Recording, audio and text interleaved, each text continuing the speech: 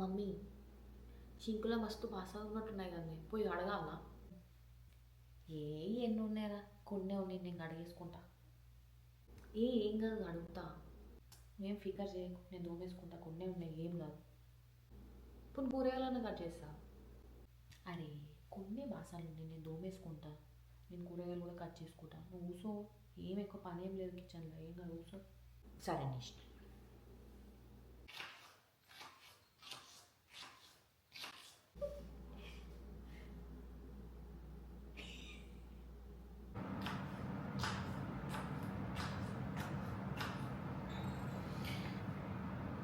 ఇంకా రీల్స్ చూస్తే ఏమొస్తుంది, పొద్దున్న నుంచి పొద్దుమిక దాకా ఒకటే పైన కింద పైన కింద చూస్తూనే ఉంటారు.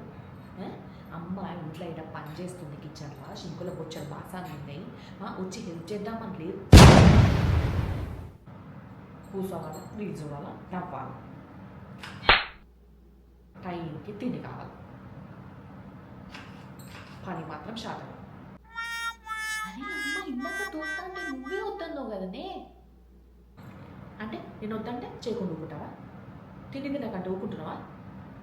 మమ్మీ నాకు బిర్యానీ కావాలా, మమ్మీ నాకు బగారా రైస్ కావాలా, మమ్మీ నాకు చికెన్ కావాలా.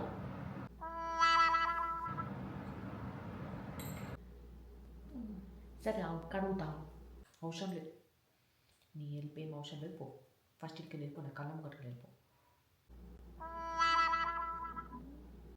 వెళ్ళిపో అన్న వెళ్ళిపో, లేకపోతే నేనే పోతాడికి.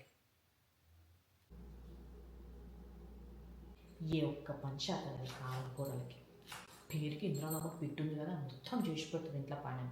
ఇంట్లోకి వచ్చి చూస్తే తెలుస్తుంది ఏం పని చేస్తుందో ఏం పని చేస్తుందో.